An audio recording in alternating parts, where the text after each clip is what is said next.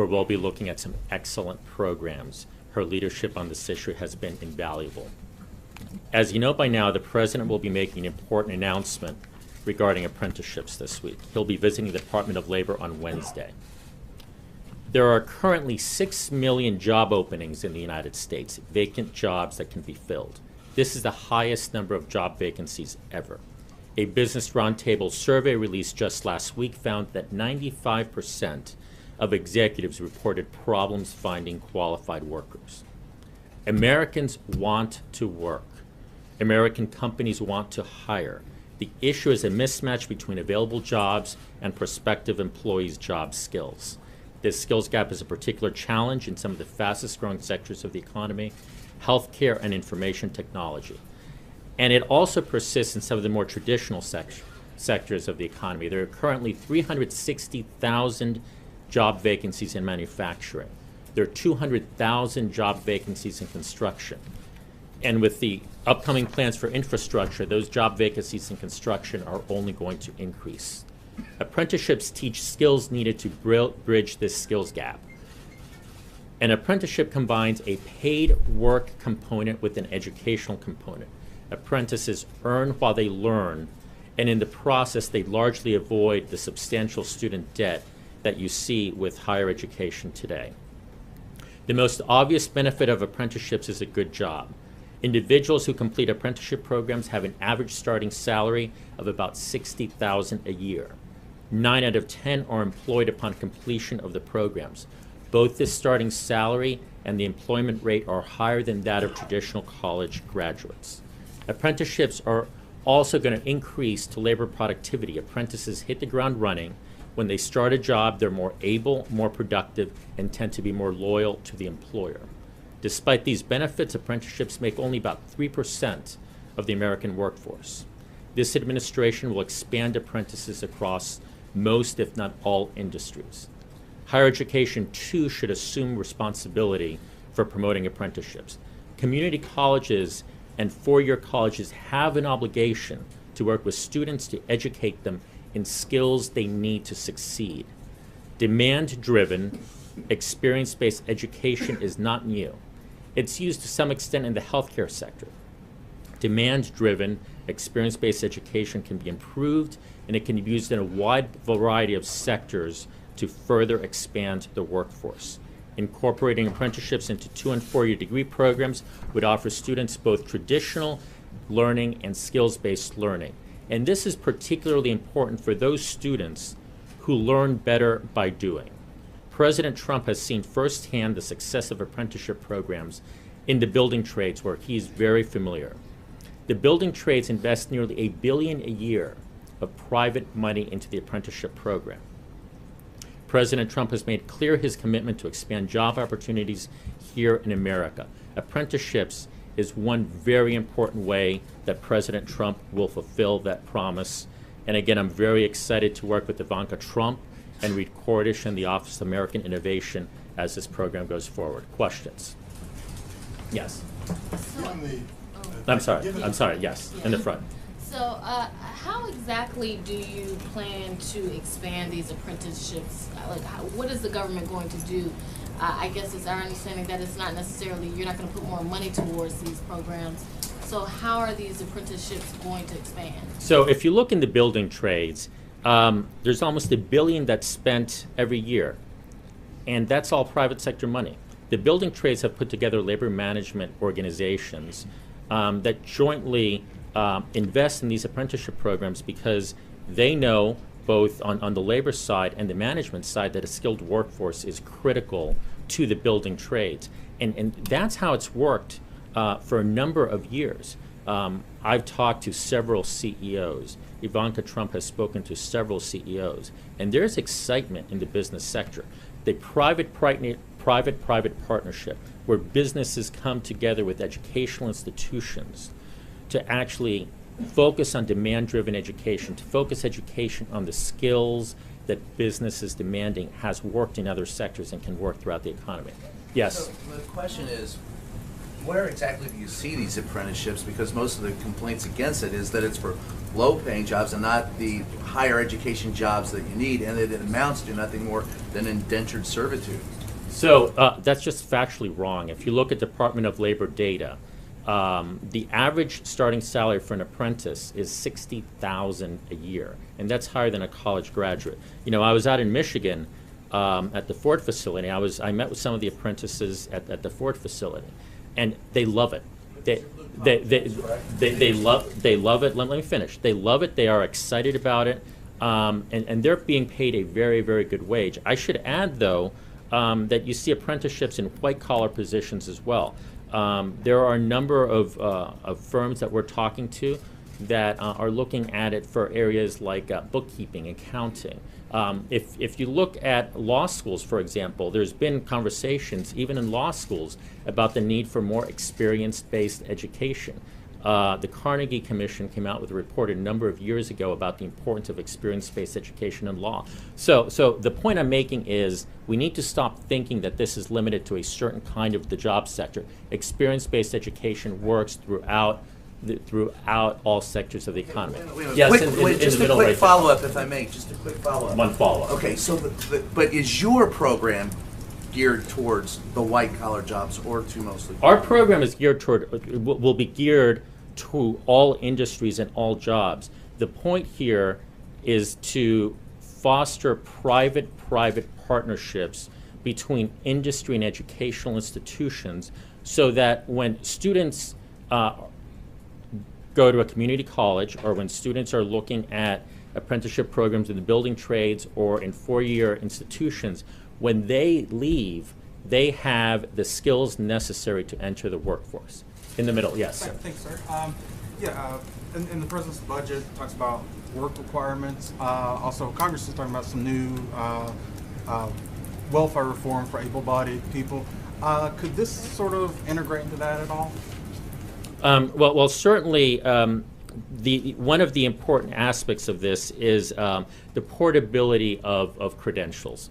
When someone earns a skill, when someone learns a skill, it's important to signal to other employers that this person knows a certain set of skills. And so I should say the emphasis is on high quality apprenticeships, because it's important to not water things down, and it's important to have skills that are portable and that are indicative of quality. Yes, ma'am. In terms of the overall focus on workforce development, the president's budget contains about 40% cut in all workforce skills programs from the last budget. If workforce development is a priority, why is the president calling for that? And then secondly, my understanding is the budget has about $90 million for apprenticeship programs, which is also what President Obama had requested. How is this expanding what the last administration wanted to do? Right. So let me circle back to the point I made about private partnerships and what the building trades do. The building trades invest $1 billion a year of private money to develop a skilled workforce. And so I want to challenge the assumption that the only way to move policy is to increase government spending. What we're trying to measure here is outcomes, right? And and so private to private partnerships, if industry is in the building trades willing to work with labor to foster these programs, isn't that exactly what we want to see? And so we should measure success based on outcomes and not based simply on spending.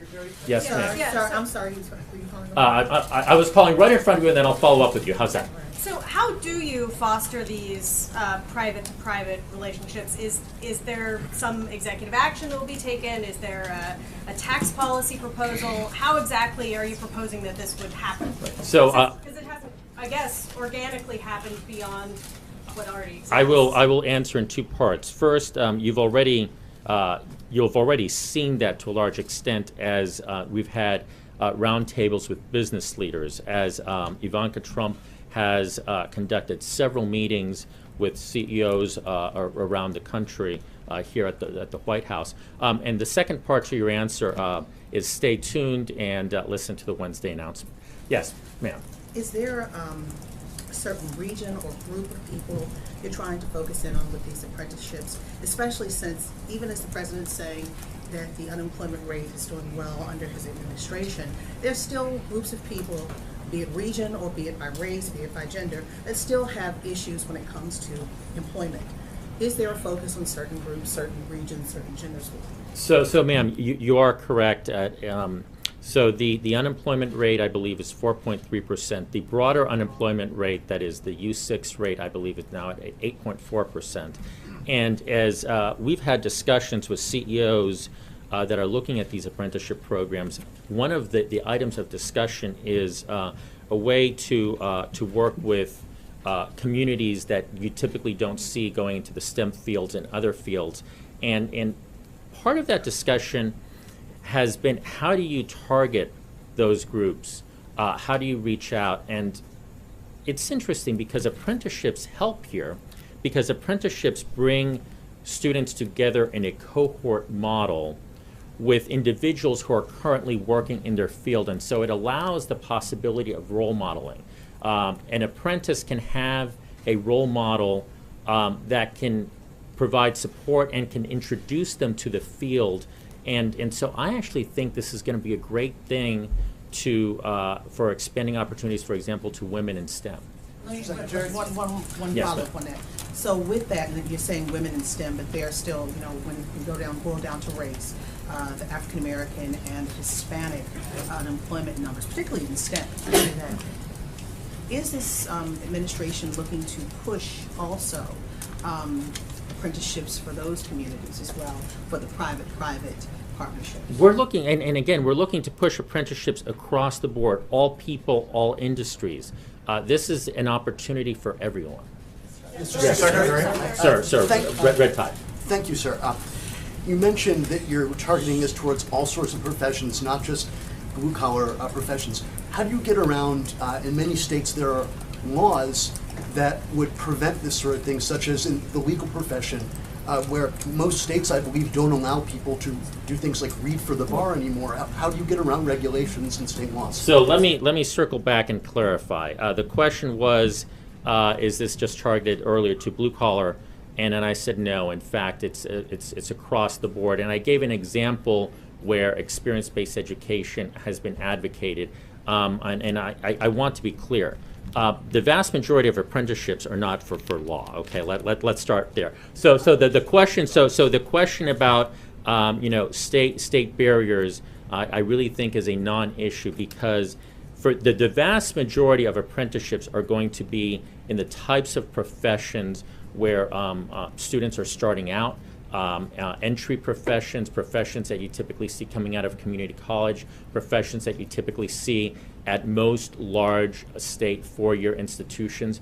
And for those professions, you don't have those types of barriers. Right behind you, sir. Yes, thank you, Mr. Secretary. Given the advantages of apprentice programs, what are the CEOs telling you about why they aren't used much more often? So, I don't want to speak for the CEOs because they haven't told me why they're not used more often. What I can tell you is that every CEO that I have spoken with has made a personal commitment to pursuing these. The CEOs are excited. I attended a business roundtable event around this, and to a person, the CEOs are looking forward to it, because the CEOs need the skilled workforce, and they recognize Americans want to work. We just need to marry up the desire to work with the workforce skills. In the back, yes, sir.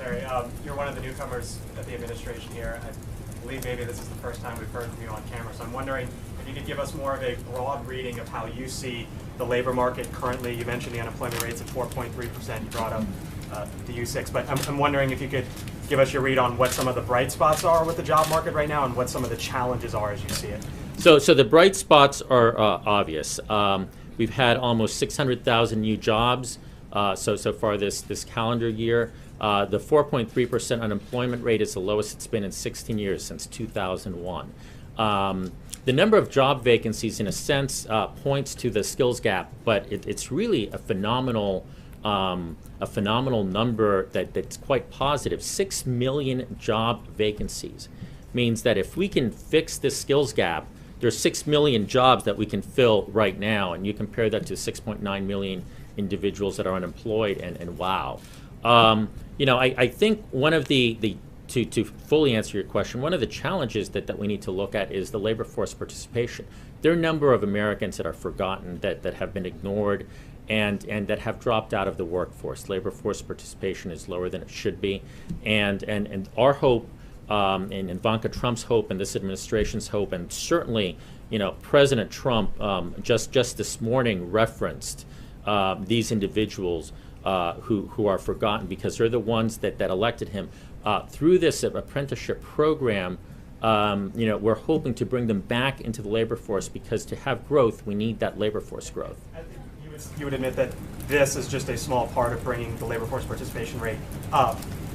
What else do you think needs to happen? Is it tax reform? Is it, what else needs to happen? All of the above, right? This is a small but very, very significant part, because, you know, if you start providing, if you start changing the system to demand-driven education, where educational institutions, whether they be 2- or 4-year colleges or other or experience-based educational institutions, are providing workforce skills with each passing year, for every hundreds of thousands of folks that go through this, those are all new jobs. But certainly, all the policies that you see this administration administering, whether it be tax reform or other, is part of bringing individuals back into the workforce. Ma'am. Yes. When would we see results? When would the skills gap close? And what types of jobs are we talking about exactly versus professions? So when, I think, is a very speculative question. I can't provide you an exact date. And the second question was, I'm sorry? Jobs. Again, what types of jobs? I think we're looking to apply this broadly across all industries. You know, it's interesting, because as some of you know, I was at a university, and I know a student that really wanted to be a police officer, and so that student majored in criminal justice. And when he graduated, he probably had student debt, but he didn't have a job, because criminal justice doesn't prepare you to be a police officer. So what would things be like if actually a criminal justice degree allowed students that wanted to have the option of also attend a police academy? And I want to give that as a specific example of what these possibilities would be. What would a legal studies degree be like if you could actually also get paralegal or legal assistance training? There are possibilities all across that we can look at. Ma'am. Two things, so bear with me. There is an idea out there for at least one big city to require students graduating high school to have either letters saying they're going to college, the military, or indeed a trade school, which would lead to these kinds of jobs. I'm wondering what you think of that. And my second part of that is to really help us understand what the White House is doing with these meetings with the CEOs. Is anything being reduced to a memo of understanding or a letter, so we actually get the pledge? Because I want to have more of a sense of what the is out there. Nice meetings are nice, but what is the promise that you could say that people are telling you, and how are you codifying it so you have it written down so you could go back to the CEO and you said you're going to do it and you didn't. So could you explain how you're writing it down? Happy to answer both. First, what do we think about requirements that every student have a letter saying what they're going to do? I'll speak just for myself on this one. I worry about a requirement that requires students to do A, B, or C. I think our nation is about choosing, and I think you need to respect individuals' choices. And you can certainly encourage. You can say, what are you going to do with yourself? What do you want to do? But I always worry when I hear the word requirement, because I think we're about choice. Going to your second point, I'll say in part, stay tuned for the Wednesday announcement as to what specifically we're going to be doing. And I would say after that Wednesday announcement, you can certainly expect quick and vigorous follow-up with the various CEOs and industry associations with which the administration has been speaking, because at least for myself, the expectation would be, okay, you said you're very interested in this. Let's sit down and let's pen something out and let's see how we can go forward. One last question, ma'am. I want to get you to clarify your answer to Julie's question about the budget, because there's so much confusion about this. When you're saying the president is interested in outcomes, and you come from an academic environment, is the president saying that the Labor Department has evaluated all the existing programs before recommending cutting grants or workplace support for young people, seniors, agriculture, adults who have been displaced? Are you saying you've evaluated all those programs in recommending that they be cut because they're not working, or because the president merely does not want to spend the money? So as you pointed out, I come from an academic setting, so let me try to answer the question by analogy. It used to be that the question of whether a university is doing well was a function of how much the university spends. And in Florida, you're now seeing questions like, what is your graduation rate? How many students that are graduating are holding jobs? And so you're seeing a focus on outcome as opposed to spending. And the point that I was trying to make, and I'll reiterate, is that we tend in Washington to simply say, how much more money can we spend on something, rather than let's think outside the box and try to solve a problem. And I think we owe it to the American taxpayer that is ultimately footing this bill to focus less on how much we spend and more on whether, in fact, the problems are being solved. So thank you very much.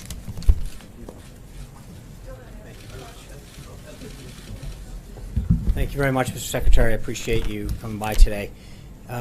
As we get back to what's going on today, I wanted to take a moment to acknowledge the 3 service members that were killed this weekend in Afghanistan. The incident is currently under investigation, but our thoughts and our prayers are with the families of these American heroes who lost their lives in this tragic event. As the Secretary said, it's Workforce Week here at the White House, so that's going to be a major emphasis for the administration. But we're also moving ahead on several other items on the President's domestic and foreign policy agenda. Today, the Department of Agriculture released guidance for American beef producers who are preparing to ship U.S. beef to Chinese markets for the first time since 2003. As we announced last month as part of the U.S.-China 100-day action plan that followed up on the President's meeting with President Xi, China agreed to reopen this $2.5 billion market to American ranchers and cattle producers. Before the market was closed, the U.S. was China's largest supplier of beef, providing 70% of its imports. The actions by the U.S. Department of Agriculture today are an important first step in the process of reopening this lucrative market to American businesses.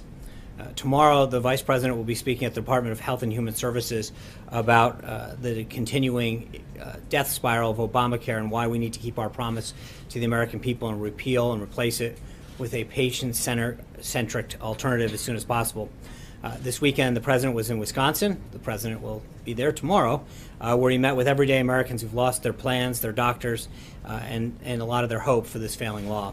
As the Vice President said on Saturday, President Trump will never stop fighting for those families who are facing impossible choices every day as their premiums and deductibles continue to skyrocket. He won't rest until we have fixed this. The President's tax reform team is also continuing to hold meetings and discussions both at the principal level and the staff level as we work towards a consensus plan that will deliver middle class and tax simplification for everyone. Secretary Mnuchin of the Treasury and National Economic Council Director Gary Cohn continue to listen to members of Congress from both sides of the aisle. And Director Cohn will lead a listening session on tax reform with auto industry leaders later this week.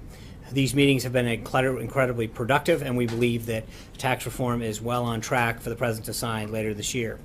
Together, the 3 pillars of infrastructure, tax reform, and repeal and replace of Obamacare are key to reaching the President's goal of a booming and vibrant American economy.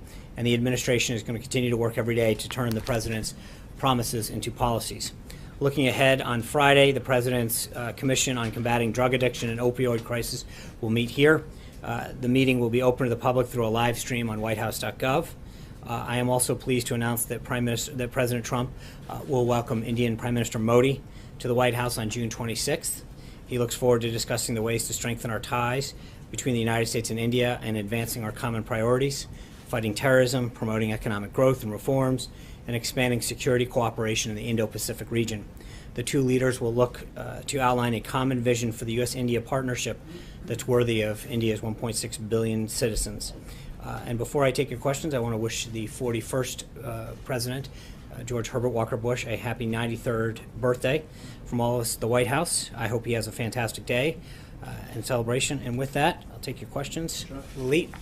Thank you. Following up on your India announcement, the President in his speech to the Indian American community on October 15th in New Jersey had said if he is elected, he would be the best friend of India ever in the White House.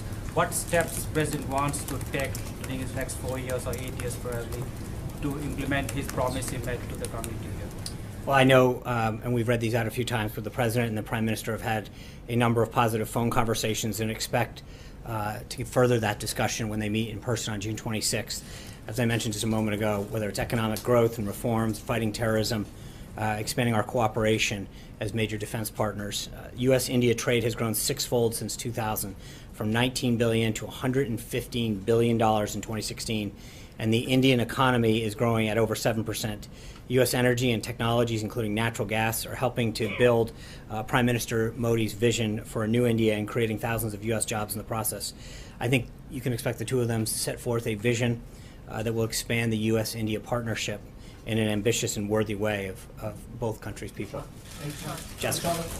Sean, thank you. 2 questions on trade. Number one, you talked about the beef arrangement. Is that beginning today, and can you flesh out a little bit more about what, because I understood there was going to be an announcement from USDA. Are we waiting for that to actually make this a fact, or where are we in the process? The U.S. Department of Agriculture will have many more details on the process moving forward, but the announcement's coming from them today. The shipment leaves today? No, I think the announcement's coming today. And secondly, my other trade question is on steel and aluminum and the review that the administration's doing. The President said, and was quoted in one of the pool reports as saying that there is legislation being drafted on anti-dumping.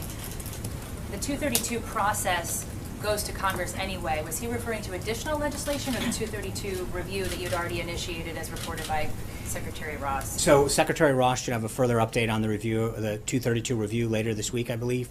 When that comes out, there are certain recommendations that will be made to Congress to address anti-dumping provisions in the steel and aluminum and other markets. When that comes out, but I think there'll be recommendations to Congress to follow up on how to rectify some of the problems. Trey. Thanks, Sean. A couple questions for you. First, does President Trump have audio recordings of his conversations and meetings with the former FBI Director James Comey? The President made clear in the Rose Garden last week that he would have an announcement shortly. Do you have any sort of timeline on when that announcement will be? When the President's ready to make it. And a quick follow-up on the Attorney General. From the perspective of President Trump, what role did Attorney General Jeff Sessions play in the firing of James Comey? I'm not going to discuss private conversations between the President and the Attorney General. Blake. Sean, to that end, when Jeff Sessions testifies tomorrow, do you believe that he should invoke executive privilege on conversations between himself and the President as it relates to Jim Comey? I think it depends on the scope of the questions, and it would be to get into a hypothetical at this point would be premature. And in any way, did Jeff Sessions, folks at the DOJ, ask for the White House's permission, in essence, for him to testify publicly tomorrow? I don't know the answer to that question. I know Congress, generally speaking, sets the whether a hearing is open or closed based on the sensitivity of the subject. Is the President then okay with him testifying in this open setting tomorrow? I think he's going to testify. We're aware of it, and go from there. John. Just to follow on that, the President seemed to indicate that he thought that it was a mistake for Jeff Sessions to recuse himself from the Russia investigation. He said that his preference would have been to the contrary on camera. What does the President think about the fact that Sessions will be testifying tomorrow and, according to the Department of Justice, wanted to testify in an open session rather than a closed classified session? I think the President's been clear last week in the Rose Garden that he believes that the sooner we can get this addressed and dealt with, that there's been no collusion.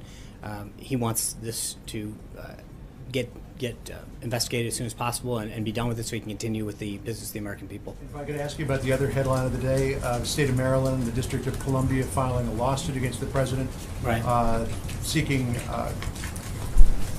rulings on 2 points in the emoluments clause of the Constitution? What does the RNC thinks that this is bogus lawsuit? What does the president, what's the White House's perspective on that? The president's interests, as previously discussed, do not violate the emoluments clause for reasons that length that the Department of Justice filing enumerate in their Friday night filing with respect to the Crew lawsuit, which was the first one. This lawsuit today is just another iteration of the case that was filed by that group Crew, filed actually by the same lawyers. So it's not hard to conclude that partisan politics may be one of the motivations behind the suit. The suit was filed by 2 Democratic attorney generals. The lawyers driving the suit are an advocacy group with partisan ties. It actually started with a press conference as opposed to filing it, which is interesting. And the suit challenges the sort of business transaction that everyone from Penny Pritzker, who served in the last administration, and others have engaged in while office. So I think we'll continue to move to dismiss this case in the normal course of business.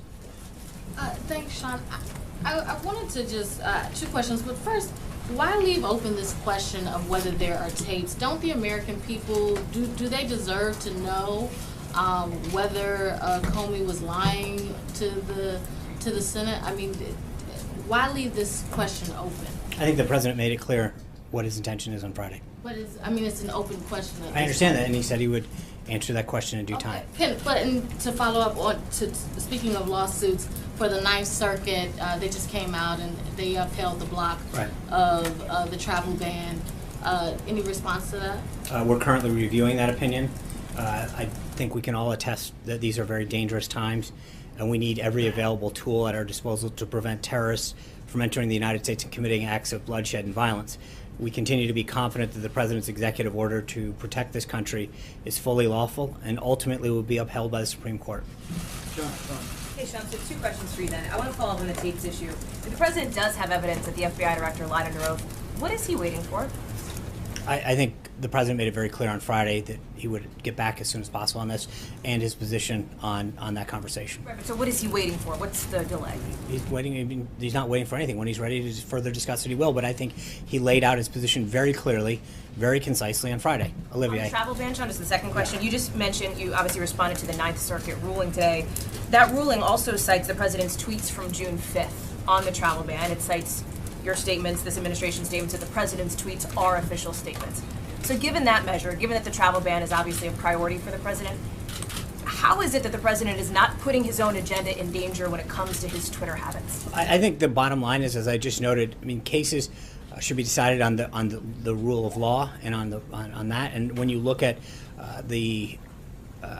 when you look at what the law is in the U.S. Code that allows the President to do whatever he has to, that's what we were deciding on. And frankly, I think any lawyer worth their salt 100% agrees that the President is fully within his rights and his responsibilities to do what is necessary to protect the country. Olivia. Of course, the judgment on the Twitter question, Sean, it's a different question, though. It comes to the Twitter issue. So I just would love to get you on that question. Sorry.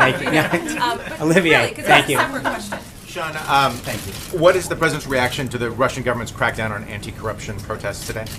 Are you speaking in general or with respect to? Well, Mr. Navalny in particular, but I assume that would be part of your overall. Right. No, I just want to be clear. We're talking about the same thing. I think the United States strongly condemns the detention of hundreds of peaceful protesters throughout Russia that happened on June 12th. Detaining peaceful protesters, human rights observers, and journalists is an affront to core democratic values. The United States will monitor the situation, and we will call on the government of Russia to immediately release all peaceful protesters. The Russian people, like people everywhere, deserve a government that supports an open marketplace of ideas, transparent and accountable governance, equal treatment under the law, and the ability to exercise their rights without fear or retribution. Can I get one more? The President mentioned a press conference in a couple weeks on the ISIS review. Can you say where and when, and has he made a decision about changing the policy? When we have an update on his schedule, I'll let you know, but we don't have one at this time. Francesca. Thank you, Sean. You said that the President wants to see this Russia investigation and all these investigations wrapped up as soon as possible. He said on Friday that he would be willing to testify under oath. Can you say when he would be willing to do that? Would he be willing to do that before Congress goes into recess to get this done as soon as possible? I think he was actually specifically asked whether or not he would talk to Director Mueller, and he made it very clear what his position was. So he would. John. So sorry. I just wanted to be very clear about this. So he's not saying that he would go before Congress. I don't know. I've not had a further discussion with that. I know exactly what he said on Friday in the Rose Garden is exactly what what he believes. Do you have confidence in Director Mueller, John. Sean? Thank you, Sean. Two questions. Does the president have a reaction to the vote in Puerto Rico yesterday, the non-binding measure calling for statehood as the first choice of the people for their future? This matter is something that's going to be determined now that the people have spoken in Puerto Rico. This is something that Congress has to address. So the process will have to work its way out through Congress. My other question was, there are widespread stories and speculation that when the president goes to Miami this Friday, he will undo the executive orders from the Obama administration that eased relations with Cuba. Can you confirm whether he will undo all of them or some of them? That's a good try. I will say that when we have an announcement on the president's schedule, we'll let you know. But just stay tuned. We have a very busy week and an ambitious agenda this week. George. Thanks. Following on some of the stories over the weekend in England, when the president signs off on a foreign trip, how much does he factor in his personal popularity in that country? None. And so since you brought it up, I don't, just so we're clear on that,